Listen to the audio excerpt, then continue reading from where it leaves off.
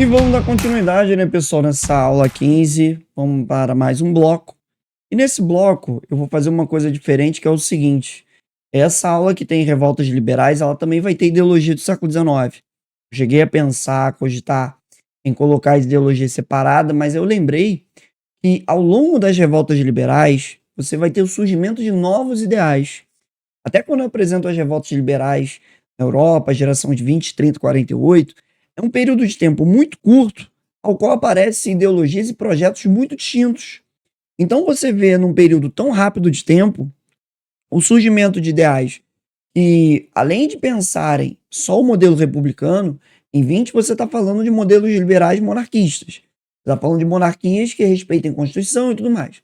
Em 30, você já tem uma galera defendendo a república e o surgimento de ideais socialistas. Em 48, os republicanos liberais já não são suficientes.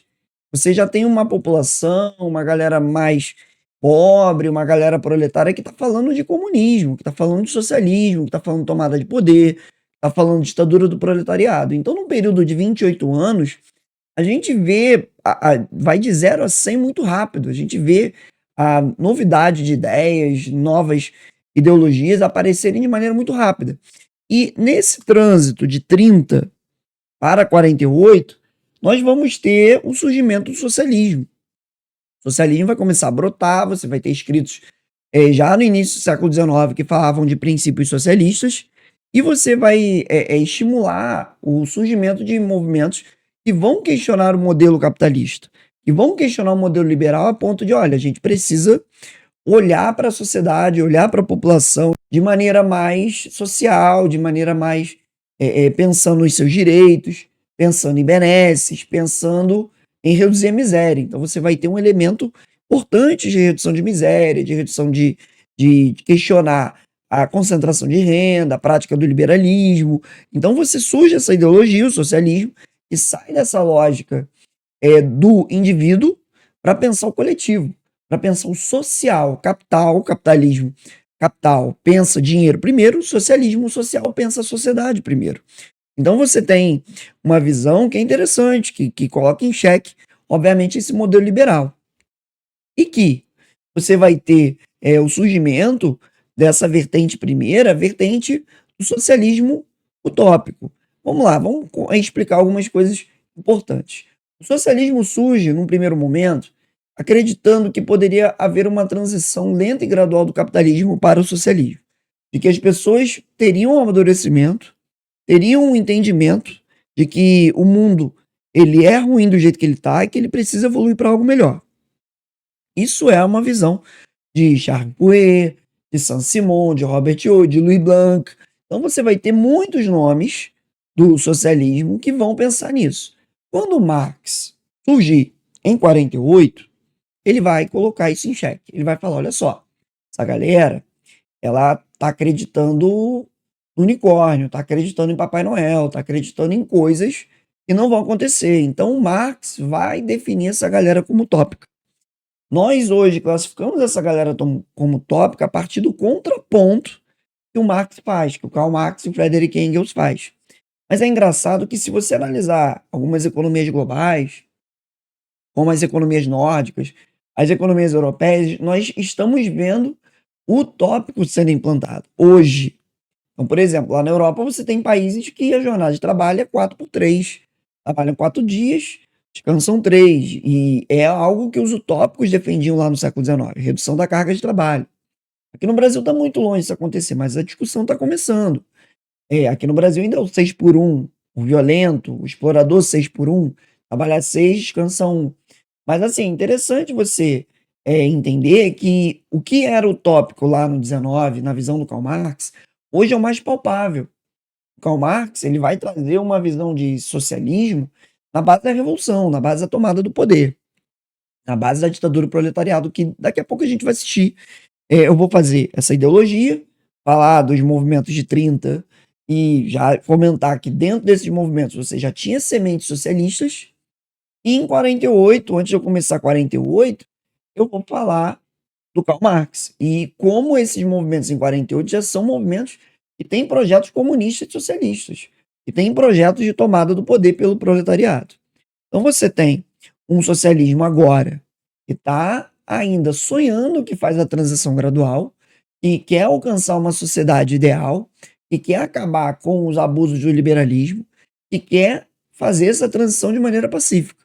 A imagem, inclusive, que eu coloquei é do falanstério, que é uma ideia do Charles Fourier. O que que seria um falanstério? Aqui não tem a grama, não tem a produção de alimentos, mas seria uma estrutura onde você congrega moradia, diversão, produção industrial, produção manufatureira, produção de alimentos e lazer. Tudo no mesmo lugar. E aí o falanstério, ele seria autossuficiente. A cabeça do Fourier, ele tem o entendimento de que você teria uma fazenda coletiva agroindustrial para poder suprir a demanda social, suprir a vida das pessoas.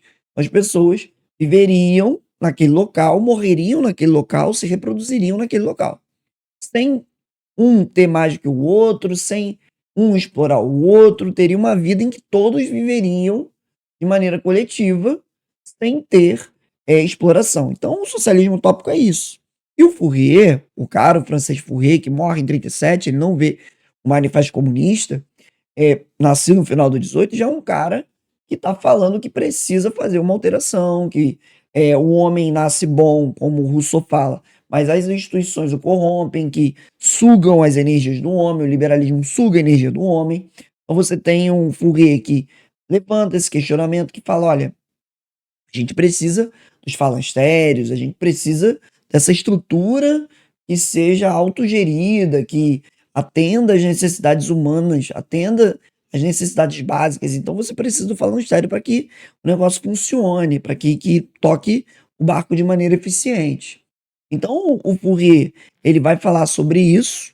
Ele não vai conseguir, obviamente, apoio financeiro do seu projeto, vai morrer sem ver o seu projeto sair do papel, então ele vai ser um socialista que acredita que tem que mudar a estrutura da lógica social vigente, que está pautada ainda no capital, e vai ser um cara interessante, vai ser um idealizador de muitos pensamentos socialistas. De novo, vai ser chamado de utópico por acreditar que havia uma conscientização de transição.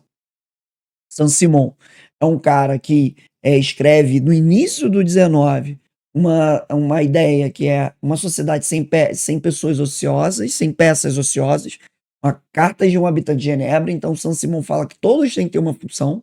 Obviamente ele está atacando princípios absolutistas, a sociedade estamental ainda que tenta sobreviver. Ele fala, olha, ninguém tem que ser ocioso, todo mundo tem que ser produtivo. E isso é engraçado porque se ele fala que a sociedade não tem que ter ociosos, ele questiona os herdeiros. Os herdeiros são questionados nisso.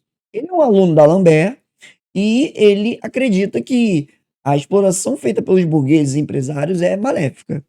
Então, o Saint-Simon, ele entende que todo mundo tem que ter uma função e todo mundo tem que ser pago de maneira devida pelo tempo, pelo valor real do trabalho que é feito, por aquilo que faz parte na sociedade.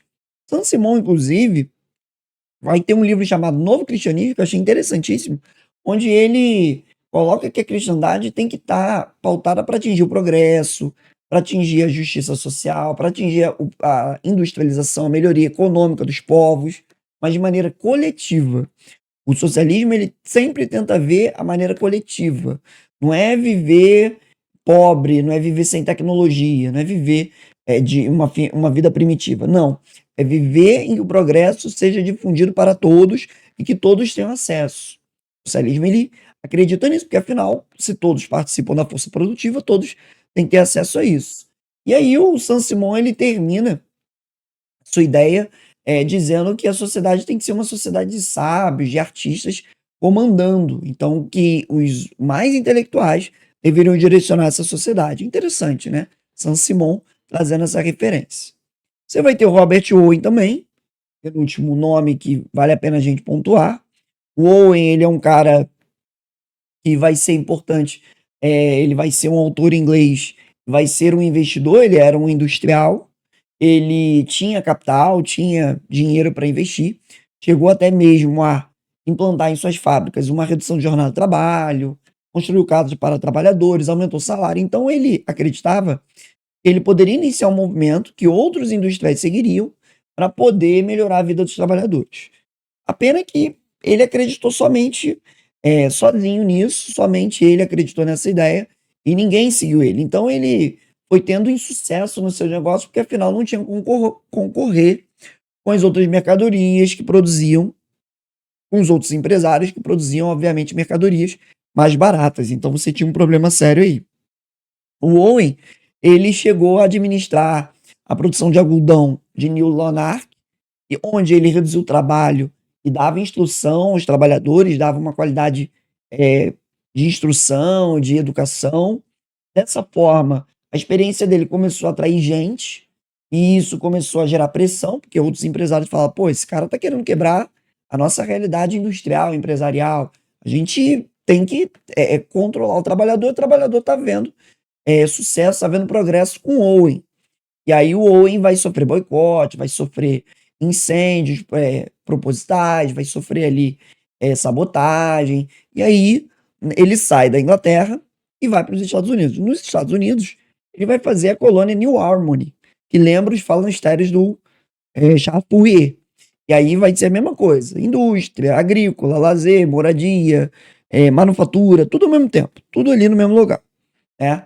E aí, obviamente que também não vai conseguir concorrer e seus esforços vão levar ele à falência, né? Os esforços dele não vão ter sucesso. E aí tem uma frase famosa do Owen que eu acho interessante, que é o seguinte, que eu queria retratar, antes da gente terminar essa aula, ainda tem o Louis Blanc, onde ele fala o seguinte, o Owen, né? O objetivo primordial necessário de toda existência deve ser a felicidade. Mas a felicidade não pode ser obtida individualmente. É inútil esperar-se pela felicidade isolada. Todos devem compartilhar dela, ou então a minoria nunca será capaz de gozá-la. Então ele está brincando com uma coisa que é interessante, que é o seguinte: você, obviamente, tem a felicidade dos mais poderosos, mas eles vivem sempre sob o constante risco e medo da revolta da população pobre, da revolta do proletariado. Então o Owen está querendo dizer que tem que ter um progresso coletivo, tem que ter um progresso que todos recebam, que todos tenham acesso a esse sucesso financeiro, a essa ideia. E assim, é importante a gente entender que não dá para ter todo mundo ser milionário, porque você precisa ter uma distribuição equilibrada. A riqueza você não consegue replicar, você distribui de maneira equitativa ou não, e aí a concentração de renda é uma distribuição não equilibrada, é uma distribuição não equitativa, e por isso que você tem milionário, para ter milionário você tem miséria. E aí o Owen, ele tá: olha, a gente precisa da velocidade comum, da distribuição para todos. E para a gente fechar esse bloco, a gente tem o Louis Blanc, que é um francês que chegou a botar o seu trabalho em prática. Ele participa da Primavera dos Povos em 48 na França, da derrubada do Philippe de Orleans, que era um rei burguês, que a gente vai citar a subida dele agora, no próximo bloco. E o Louis Blanc, ele vai ser um cara que vai ter a ideia das oficinas nacionais. Ele entendia que o Estado tinha que mediar a implantação de oficinas nacionais conduzidas por trabalhadores, não haveria dono proprietário, o Estado seria o tutor, e quando essas oficinas andassem com as suas próprias pernas, o Estado saía e deixava elas seguirem, onde haveria repartição dos lucros, onde haveria uma parte para o Estado, onde haveria uma repartição também para assistência social. Então, você chegou a ter as oficinas chegaram a funcionar em 48, e logo que eu tenho um movimento anticomunista na Revolução de 48, quando você vai ter o general Cavagnat, quando você vai ter uma atuação de liberais que não queriam o comunismo na França, as oficinas vão ser fechadas. Mas chegou a ter uma experiência de oficinas nacionais logo no início da Revolução de 48, quando os socialistas estavam juntos ali para derrubar o Luiz Felipe de Orleans, a monarquia constitucional. Então, é legal que chegou a ter uma experiência, chegou a ter um movimento, mas logo em seguida foi derrubado. Beleza? Tranquilo? Esses são os socialistas utópicos.